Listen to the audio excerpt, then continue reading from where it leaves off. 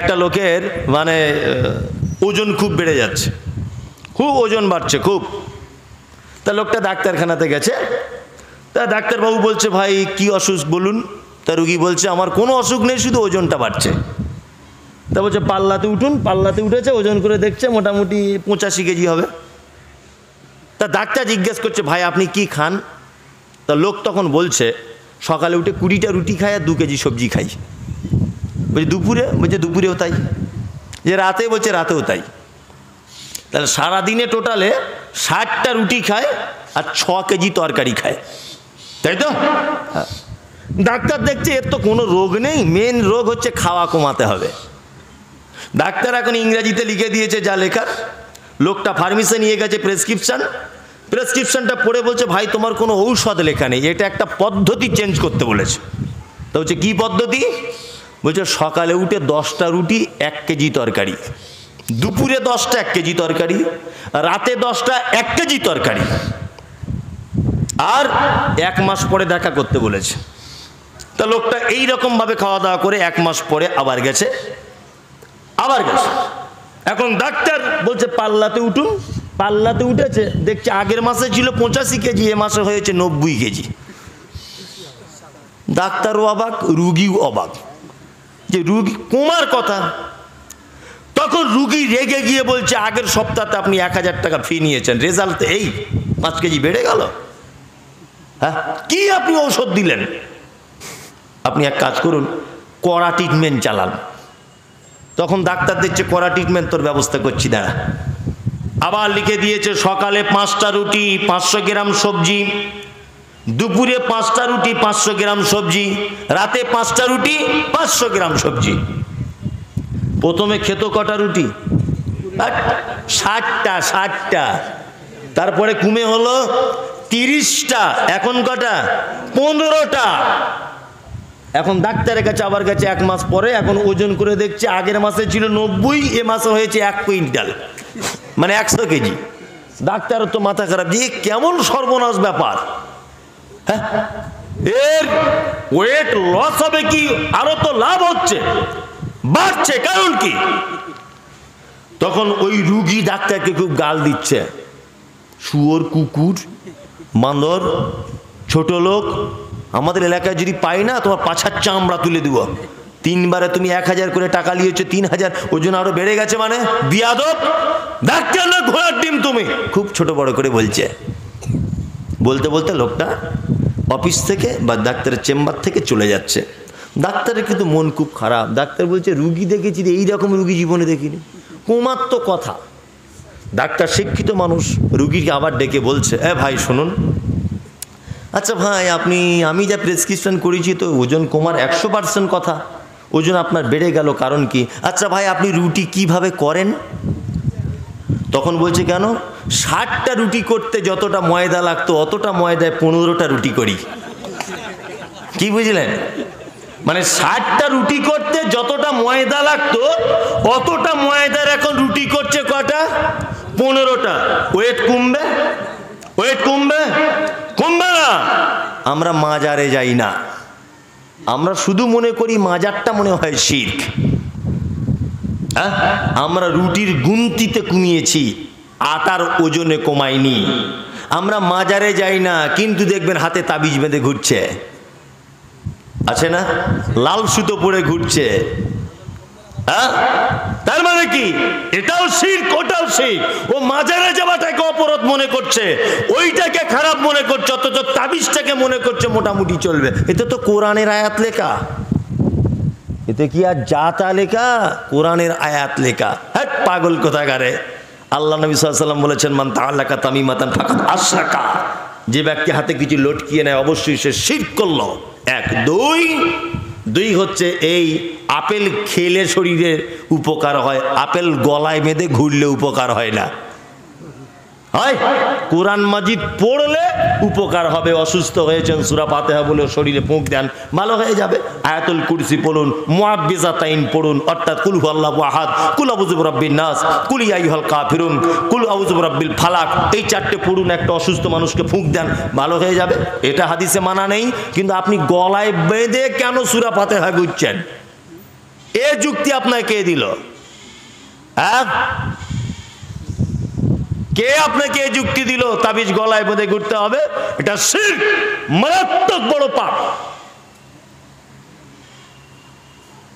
আমরা মাজারকে হারাম মনে করি, অথচ কে এইটাকে জায়েজ মনে করছি। শিরক থেকে আল্লাহ আমাদের মুক্তি দিক এবং আমরা শিরক থেকে দূরে সরে আসি। ইনশাল্লাহ আমরা প্রস্তুতি গ্রহণ করব, ইনশাল্লাহ। ইনশাল্লাহ শিরক ধারে পাশে যাবেন না। নাম্বার 2, আপনি যে ইবাদতগুলো করছেন, ইবাদতগুলো সঠিক জায়গায় পৌঁছাচ্ছে তো, না অর্ধেক রাস্তাতে পৌঁছে যাচ্ছে? এটাও তো দেখার ব্যাপার আছে। আল্লাহু আকবার। আপনি এক জায়গাতে একটা মাল পাঠাচ্ছেন, ভালো করে বোঝার চেষ্টা করুন। এক জায়গাতে একটা মাল আপনি পাঠাচ্ছেন, এখান থেকে কলকাতায় পাঠাচ্ছেন আপনি 1 কেজি খাজুর। সেই খেজুরটা কলকাতায় যাওয়ার আগ পর্যন্ত বাস থেকে উপরে ফেলবে, উপর থেকে আবার বাসে তুলবে, এই বাস থেকে ও বাসে যাবে। তা যাতে মালটা ঠিক সঠিকভাবে যায়, মালের কোনো ক্ষতি না হয়, তাহলে তার উপর একটা প্যাকিং লাগাতে হবে কি লাগাতে হবে না? হ্যাঁ, লাগাতে হবে, যাতে মাল নষ্ট না হয়ে যায়। তা আপনি যে ইবাদতটা করছেন, এই ইবাদতটা যেন উপর পর্যন্ত পৌঁছায়, এই প্যাকিং বা পদ্ধতি, এই পদ্ধতির নাম কি? মুহাম্মদ সাল্লাল্লাহু আলাইহি ওয়াসাল্লাম। এই ছাড়া যদি অন্য কোম্পানির প্যাকিং দিয়ে মাল যদি উপরে পাঠাতে যান, আপনার বিপদ। কোনো কাজ নাই, কোনো কাজ নাই। ইবাদত তো হলেই নাই, ওই ইবাদত করার কারণেই আপনার জাহান্নাম হয়ে যেতে পারে। কারণ আল্লাহ তাআলা বলেছেন, আমিলাতুন নাসিবা তাসলা নারান হামিয়া। এক শ্রেণী মানুষ তারা ইবাদত করবে, ইবাদত করতে করতে নাসিবা, এক পর্যায়ে তারা ক্লান্ত হয়ে যাবে, তারপরেও তাদেরকে ধরে ঢোকানো হবে জাহান্নামে। এরা কারা? এরা কারা? এরা হচ্ছে সেই লোক যে শবে বরাতের রাত্রিতে 15ই শাবানে নিয়ত করে নিয়েছে 100 রাকাত নামাজ পড়বে। এই রাত্রিতে নাকি নবী সবার বাড়িতে বাড়িতে ঘোরে। আল্লাহু আকবার। এ ওয়াজ করা হয় যে নবী সবার বাড়িতে বাড়িতে আসে, এই রাত্রে নামাজের অবস্থায় নবী যদি দেখতে পায় তাহলে সুপারিশ ভালো করে করবে। ডাহা মিথ্যা কথা, ডাহা মিথ্যা কথা। কে বলল? সারা জীবন নামাজ পড়ে না, বলছে সেই 15ই শাবানের রাত্রিতে ভাগ্য সেদিন পরিবর্তন হয়, যা টাকা পয়সা পাওয়ার সেদিন সব পেয়ে যাবে, যার ভালো বউ দরকার সেদিন রাতে পাবে, যার ভালো বেটির দরকার সেদিন রাতে সব পেয়ে যাবে। জি, 15ই শাবানের শবে বরাতের রাত্রিতে গিয়ে মসজিদে 100 রাকাত নামাজ পড়ো। আগে তো জীবনে নামাজ পড়েনি, এই নামাজ পড়ার জন্য ইট দিয়ে দেখছি কাতারে লাইন দেখে চলে আসছে আসরের নামাজের পর। মানে এত বরকতপূর্ণ রাত, কি বলছি বুঝতে পারছেন না? এত বরকতপূর্ণ রাত। এই পদ্ধতি যদি নবীর না হয় তাহলে কিন্তু বড় বিপদ। কি বলছি বুঝতে পারছেন না? এই পদ্ধতি যদি নবীর না হয় তাহলে বড় বিপদ। ইবাদত করার আগে নমুনা, ইবাদত করার আগে পদ্ধতি কার হতে হবে? মুহাম্মদ সাল্লাল্লাহু আলাইহি ওয়াসাল্লাম। হাদিস কি এসেছে? আয়েশা রাদিয়াল্লাহু তাআলা আনহা হতে একটা হাদিস রয়েছে। আল্লাহ নবী সাল্লাল্লাহু আলাইহি ওয়াসাল্লাম বলেন, মান আমিলা আমালান লাইসা আলাইহি আমরুনা ফাহুয়া রাদ। কোন মানুষ যদি কোনো কাজ করে, সেই কাজে যদি আমার কোন রকমের আদেশ যদি না থাকে, তাহলে ফাহুয়া রাদ, অবশ্যই সে কাজ বাতিল, অবশ্যই সে কাজ বাতিল, অবশ্যই সে কাজ বাতিল। আমি মুমতাজুল ইসলাম আপনাকে একটা কথা বলছি, আপনি জান্নাত যেতে চাইছেন একটা কাজ করে, আপনি একবার খোঁজ নিয়ে দেখবেন না কাজটা মুহাম্মদ সাল্লাল্লাহু আলাইহি ওয়াসাল্লাম করেছিলেন কিনা? খোঁজ নিয়ে দেখবেন না? দেখবেন। এই যে ওই সেলিম ভাইয়ের ভাই মানে বাপ আমাকে বলছিলেন, মৌলভী সাহেব আমি বাংলায় কোরআন মাজিদ পড়ি, তো বাংলায় কোরআন পড়ি, কিছু লোক আমাকে বলছে বাংলায় পড়া যাবে না। বলছি কেন? কে বলেছে? বলছি উরি বাবা পাপ হয়ে যাবে বাংলায় পড়লে। এই হচ্ছে 1 নম্বরের চিটিংবাজ হুজুর। কি বললাম বুঝলেন না? এইরকম হুজুরকে দেখলে আম গাছে বাঁধবেন, বেঁধে তারপর আমার কাছে ফোন করবেন। ভণ্ডামির সব থেকে বড় রাস্তা হচ্ছে এটা, মানুষকে বিভ্রান্তিকর একটা কথা সমাজে ছড়িয়ে দেওয়া। মুমতাজুল ইসলাম ওর বক্তব্য শুনবি না, ও নবী মানে না। এই গাধা কোথাকার আমি নবী মানি না? আল্লাহ কুরআন মাজিদে বলেছে আতিউল্লাহ ওয়া আতিউর রাসূল। জান্নাতের যিনি মালিক আল্লাহ ঘোষণা করছে, আমার এবং রাসূলের আনুগত্য না করলে জান্নাত নেই। জান্নাতের মালিক নিজে ঘোষণা করছে। এই মুমতাজুল ইসলাম নবী মানি না? আমাকে আনার আগেই সমাজ একটা বিশৃঙ্খলা করে দিল, ও নবী মানে না, ওকে কেন আনছো? বলছে ও কি জানো বাংলা বই পড়ে। এই বাংলা বই পড়বে তা ক্ষতি কি আছে? বাংলা বই পড়বে ক্ষতি কি আছে? আল্লাহ পবিত্র কোরআনেও তো কথা বলছেন, আমি প্রত্যেক জাতির যে যে ভাষার উপরে তার উপরে সেই ভাষাতে নবী পাঠিয়েছি, যাতে তার জাতির মানুষ বুঝতে পারে। কি বলছে বুঝতে পারছেন না? যাতে তার জাতি উপলব্ধি করতে পারে। তার একটা প্রমাণ আপনি পাবেন পবিত্র আল কোরআনে, জ্বলন্ত প্রমাণ। কি প্রমাণ? পবিত্র আল কোরআনে কিছু কিছু শব্দ এসেছে আলিফ দিয়ে। আলিফ, আলিফ জবর কি হয়? কথা বলুন। আ। হামজা জবর কি হয়? তা দুটোই যখন আ হয়, তাহলে হামজার আলিফ দুটো একটা যে কোনো আনতে পারতেন আল্লাহ, বা আরবি বর্ণতে যে কোনো একটা হতে পারতো, দুটো কেন? দুটো কেন? আলিফ জবর আ, আবার হামজা জবর আ। এটা বিভিন্ন গোত্রের বিভিন্ন ভাষা। আল্লাহ কোথাও যে শব্দটা আলিফ দিয়ে ব্যবহার করেছেন, অন্য জায়গায় আবার ওই শব্দটা হামজা দিয়ে ব্যবহার করেছেন, কারণ এটা এক একটা বংশের ভাষা আলাদা ছিল, তার প্রমাণ। মুর্শিদাবাদের লোক কি বলে? কুটি গেলি বলে না, মুর্শিদাবাদের লোক বলে। নদিয়ার লোক কি বলে? কুথি গেলি। উত্তর চব্বিশ পরগনার লোক একটা পল্লী ভাষা আছে আমাদের, কন্যে গিলি। এটা আমাদের গ্রাম্য ভাষা, মানে এক এক জায়গায় এক এক রকমের, তাই না? যেটা দিয়ে ধান কাটে ওটার নাম কি? কাস্তে। এই যে বলছেন কাস্তে, আমার ওখানে বলে কাস্তে, কিন্তু পাড়া গ্রামের একটা ভাষা কি আছে? কুচিয়া। কুচিয়াও মানে কাস্তে, কাস্তে মানে কুচিয়া, একই।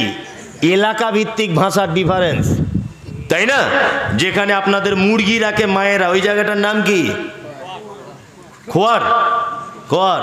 আমার উত্তর চব্বিশ পরগনাতে বলে ডোব, খুলনা, কোথাও বলে দরমা, তাই না? এক এক জায়গায় এক এক রকমের ভাষা, তার মানে একই জিনিস বোঝায়, এলাকা ভিত্তিক ভাষার ডিফারেন্স, তাই না? তা পবিত্র আল কোরআনের সিস্টেম ঠিক তেমন, যেখানে যে শব্দ হামজা দিয়ে এসেছে, ওই শব্দটা আবার কোথাও আলিফ দিয়ে ব্যবহার করা হয়েছে। এর থেকেই বোঝা যায় যে আল্লাহ সুবহানাহু ওয়া তাআলা যে গোত্রের কাছে নবীজিকে দাওয়াতের জন্য পাঠিয়েছিলেন, সেই গোত্রের ভাষা অনুযায়ী, তাদের সংস্কৃতি অনুযায়ী কোরআন আয়াত অবতীর্ণ করা হয়েছে। আর এ বলছে বাংলায় পড়া যাবে না। আশ্চর্য ব্যাপার। আল্লাহ আপনাকে আমাকে সকলকেই সঠিক দিন বোঝার তৌফিক দান করুন, আমিন। অবশ্যই বিনীত অনুরোধ, বাংলা কোরআন মাজিদ বাড়িতে রাখুন। কালকেও বলেছে, যেটা বাংলা কোরআন মাজিদ বাড়িতে রাখুন, বাংলা হাদিস প্রয়োজনে কিনে রাখুন। আপনি সঠিক, আপনাকে পড়তে দেওয়া হচ্ছে না, ভয় দেখানো হচ্ছে বাংলা পড়লে অসুবিধা হবে, এই কারণে শিক্ষা মানুষের মনে প্রশ্ন জাগায়। তাই জি, কি বললাম বুঝলেন না? শিক্ষা মানুষকে প্রশ্ন করতে শেখায়। এই কারণে ওরা জানছে, যদি পাবলিক হাদিস কোরআন জেনে যায়, তাহলে আমাদের ভণ্ডামি কথাবার্তা চলবে না, মানুষ প্রশ্ন করতে শিখবে। কি বলছে বুঝতে পারছেন? আমি মুমতাজুল ইসলাম বলছি, আপনি অবশ্যই অবশ্যই আপনি বাংলা বই পড়ুন, বাংলা বই থেকেই আপনি জ্ঞান অর্জন করুন। এই কারণেই তো ডাক্তার জাকির নায়েককে ফতোয়া দিয়েছে ডাক্তার জাকির নায়েক কাফের, কারণ ও মাদ্রাসায় পড়েনি। তাই আমি মুমতাজুল ইসলাম বলছি, আমার মরণ পর্যন্ত আপনার কাছে চ্যালেঞ্জ থাকলো, ইমাম আবু হানিফা কোন মাদ্রাসায় পড়েছিল, মাদ্রাসার নামটা যদি কেউ বলতে পারে।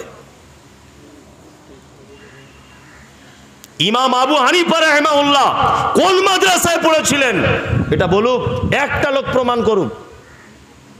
ডাক্তার জাকির নায়েক মাদ্রাসায় পড়েনি বলে কাফের হয়ে গেছে? বলছে ডাক্তার জাকির নায়েক কাফের। আরে বিয়াদব, কাফের কোনোদিন মুসলমানদের সংখ্যা বাড়ায়? হ্যাঁ, ডাক্তার জাকির নায়েকের বক্তব্য শুনে লক্ষ লক্ষ মানুষ ঈমান আনছে কি আনছে না? তার যে লোকের বক্তব্য শুনে মানুষ ঈমান আনছে, সে লোক কাফের। এই ফতোয়া দিচ্ছে বিয়াদবেরা। আর জাতির কাছে বারবার একটা কথা বলছে, মুমতাজুল ইসলাম আহলে হাদিস, ওরা দেওবন্দি, ওরা ফুরফুরা, ওরা আজমিরি, ওরা কাশ্মীরি। পাগল কোথাকারে। বলছে আমরা দেওবন্দি, বলছে আমরা আজমিরি, আমরা ফুরফুরা, আমরা নকশবন্দি, আমরা আজানগাছি, এইগুলো দল হবে কেন? আমি কারোর পক্ষে বিপক্ষে বলছি, দল হবে কেন? দেওবন্দ এটা কোনো দলের নাম হবে কেন? এটা কোনো মাযহাব হবে কেন? দেওবন্দ একটা জায়গার নাম, একটা জায়গার নাম নয়। কেউ বলছে আমি বেরেলভি, বেরেলি একটা জায়গার নাম নয়। কেউ বলছে আমি ফুরফুরা, ফুরফুরা তো ওই হুগলির একটা জায়গার নাম। কেউ বলছে আমি চিস্তিয়া, ওই যে খাজা মঈনুদ্দিন চিস্তিতে একটা মানুষের নাম। কি বলছি বুঝতে পারছেন না? কেউ বলছেন আমি আজানগাছি, কলকাতা বাগমারিতে আজানগাছির দরবার, ওটা একটা জায়গার নাম। জায়গার নামে কেন মাযহাব হতে যাবে? জায়গার নামে মাযহাব হতে যাবে কেন? মাযহাব যদি হয় মাযহাবের নাম হবে মোহাম্মদী, তবুও ঠিক ছিল। কথার লেগে বলছি বোঝানোর জন্য। যদি মাযহাবই আপনার না হলে আপনার আরাম না হয়, তা মাযহাবের নাম মোহাম্মদী দেন, কারণ আপনার নবী মোহাম্মদ। আপনি চিস্তিয়া কেন দিতে গেলেন? ওটা একটা সাধারণ মানুষের নাম। আশ্চর্য ব্যাপার। বলছে আমি দেওবন্দি, দেওবন্দ একটা জায়গার নাম, ওটা ইসলামের মানদণ্ডে মাপকাঠি হতে যাবে কেন? কি বলছি বুঝতে পারছেন না? এই সমস্ত ব্যাপারগুলো থেকে আপনাকে বিভ্রান্ত করে দিচ্ছে আরো, যে মুমতাজুল ইসলাম ওরি বাবা, ও আহলে হাদিস, আপনাকে ইনজেকশন দিয়ে দিল, ও আহলে হাদিস মানে একটা আলাদা দল। আপনার কাছে একটা ছোট্ট প্রশ্ন, এই প্রশ্নের উত্তর আপনাকে দেওয়ার জন্য বিনীত অনুরোধ। মুড়িওয়ালা ভাই 5 মিনিট দাঁড়িয়ে যাও। আপনার কাছে একটা প্রশ্ন, এই প্রশ্ন আপনার কাছে আমি রেখে গেলাম। এই প্রশ্নের উত্তর আপনার মসজিদের ইমাম সাহেবকে আজকে গিয়ে করবেন, হাজী সাহেব, এটা আপনার কাছে আমার অনুরোধ। এক, মুহাম্মদ সাল্লাল্লাহু আলাইহি ওয়াসাল্লাম পৃথিবী থেকে চলে গেছেন 71 হিজরিতে। 71 হিজরিতে আল্লাহ নবী সাল্লাল্লাহু আলাইহি ওয়াসাল্লাম পৃথিবী থেকে চলে গেলেন। এই না, সরি, 11 হিজরিতে, ভুল বললাম। 11 হিজরিতে আল্লাহ নবী সাল্লাল্লাহু আলাইহি ওয়াসাল্লাম পৃথিবী থেকে চলে গেলেন। ইমাম আবু হানিফার জন্ম কত হিজরিতে? 80 হিজরি। তাহলে আল্লাহ নবী সাল্লাল্লাহু আলাইহি ওয়াসাল্লাম চলে গেছেন, তার কত বছর পরে আবু হানিফার জন্ম? 69। তাই তো? এক, ইমাম আবু হানিফা মায়ের পেট থেকে নিশ্চয়ই ইমাম হয়নি, পড়াশুনো করতে হয়েছে কিছু। ধরে নেন উনি 10 বছর পড়েছেন, তাহলে 69 আর 10 হচ্ছে কত? 79। আপনার ইমাম সাহেবকে গিয়ে আজকে এটা প্রশ্ন করার জন্য অনুরোধ, ইমাম সাহেবকে বলুন যে এই 79 বছরের লোকগুলো কোন ইমাম মেনে চলতো? এই প্রশ্ন আপনার কাছে আমার থাকলো। এই 79 বছরের যে গ্যাপ, মাঝখানের যে ব্যবধান, এই ব্যবধানের লোকেরা কোন ইমাম মেনে চলতো আপনি বলুন। এটা আপনার কাছে আমার প্রশ্ন থাকলো। ইসলামের মাপকাঠি একজন মানুষের দাঁড়াতে হবে, তিনি হচ্ছেন মুহাম্মদ সাল্লাল্লাহু আলাইহি ওয়াসাল্লাম। আমরা ইমামের কথাও মানি না যদি ওই ইমামের কথা মুহাম্মদ সাল্লাল্লাহু আলাইহি ওয়াসাল্লামের কথা না হয়। আমি আপনার পীর সাহেবের কথা মানতে রাজি যদি আপনার পীর সাহেবের কথা মুহাম্মদ সাল্লাল্লাহু আলাইহি ওয়াসাল্লামের কথা হয়। আমি একটা মাতালের কথা মানতেও রাজি যদি মাতালের কথা মুহাম্মদ সাল্লাল্লাহু আলাইহি ওয়াসাল্লামের কথা হয়। আপনার হুজুরের কথা যদি মুহাম্মদ সাল্লাল্লাহু আলাইহি ওয়াসাল্লামের কথার বিপক্ষে হয়, আমি মুমতাজুল ইসলাম মানতে রাজি নয়। এতক্ষণ পর্যন্ত যারা এসেছেন, বসেছেন, দিনের কথা আলোচনা বিভিন্ন মুখ থেকে শুনেছেন, আপনাদের কাছে অনুরোধ, আল্লাহ আপনাকে আমাকে সঠিক বোঝার তৌফিক দান করুক, আমিন। সত্যি এইরকম প্রোগ্রামের ব্যাপারে আমি খুব আগ্রহী, কিন্তু সমাজ চলছে উল্টো পথে, জলসার নামে বেহায়ামিপনা চলছে, রাস্তাঘাটে নারী পুরুষ অবাধ মেলামেশা, দোকানপাট ব্যবসা। জলসাটা একটা ব্যবসাতে পরিণত হয়েছে, বক্তাদের তরফ থেকেও ব্যবসা, জলসা কমিটির তরফ থেকেও একটা ব্যবসা, প্যান্ডেলওয়ালাদের ব্যবসা, মাইকওয়ালাদের ব্যবসা, দোকানদারদের ব্যবসা, নারী পুরুষের আবাদ মেলামেশা। ওই জন্য আমাদের সিস্টেম সব কিছু চেঞ্জ করে দিতে হবে।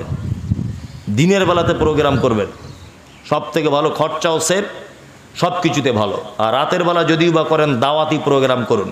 কালকে যেমন রামপুরের মানুষেরা করেছে, আলহামদুলিল্লাহ, এত ভালো প্রোগ্রাম হয়েছে, এত ভালো প্রোগ্রাম হয়েছে। আমার জীবনে এইরকম ভালো প্রোগ্রাম 10টা হলে তার মধ্যে একটা রামপুরে। আর মানুষও কত ভালো, এত সুন্দর ব্যবহার ওদের, আল্লাহু আকবার। রামপুরের ভাইদের জন্য দোয়া থাকলো যে আল্লাহ আপনাদের ক্ষমা করুক, আমিন। এসছেন? ও রামপুরের ভাইয়ের আপনারা আছেন, আলহামদুলিল্লাহ, খুবই খুশি, খুবই খুশি। আমাকে দাওয়াত করলেও রামপুরে আসবো, না করলেও আবার আসবো। দাওয়াত করলেও আসবো, না করলেও আসবো। আর আপনারা রামপুরদেরকেও বলছি, আপনাদেরকেও বলছি, আপনারা সাহস করে, জলসাই করতে হবে তা নয়, কারুর বাড়িতে এরকম একটা ফাঁকা জায়গা দেখে সময় করে আমাকে ডাকবেন, আসবো। উত্তম পদ্ধতি, আমি এমনি চলে আসব। শুধু আপনারা আমাকে একটু ট্রেন থেকে নামবো, আমি তখন গাড়ি নিয়ে আসবো না, ট্রেন থেকে একটু রিসিভ করে নিয়ে নেবেন আর টাইমে ট্রেনটা ধরিয়ে দেবেন। বাড়িতে বাড়িতে করুন, জলসা করে লাভ নেই। 10টা লোক দিয়ে দাওয়াতি কাজ করুন, একটা লোক যদি হেদায়েত পেয়ে যায় আলহামদুলিল্লাহ, অতিই কাজ। আপনার বাড়ির উঠোনে করুন, আপনি বাড়িতে করুন। শুধু বন্ধু বান্ধব যারা শিরক বেদাতের সঙ্গে যুক্ত তাদেরকে ডেনে একটু বসাবেন, যে পয়সা দিতে পারবো না, খেতেও দিতে পারবো না, একটু ভাই শুনিয়ে যা, ইনশাল্লাহ কাজ হবে। আপনারা আমার জন্য দোয়া করবেন, দোয়া করবেন অবশ্যই অন্তর থেকে। আমি আপনাদের জন্য দোয়া করবো, আমার জন্য এই দোয়া করবেন আল্লাহ যেন ইলমে বারাকা দান করে, আমিন। আরও যেন সঠিক তথ্য মানুষকে বুঝিয়ে বলতে পারি, দিতে পারি, এই দোয়া করবেন। আপনাদের জন্য দোয়া থাকতো আল্লাহ আপনাদের আমলগুলোকে বেদাত মুক্ত আমল করুক এবং শিরক মুক্ত জীবন গড়ার তৌফিক দান করুক, আমিন। আসসালামু আলাইকুম ওয়া রাহমাতুল্লাহি ওয়া বারাকাতুহু। ওয়া আলাইকুম আসসালাম ওয়া রাহমাতুল্লাহ। আলহামদুলিল্লাহ, আমরা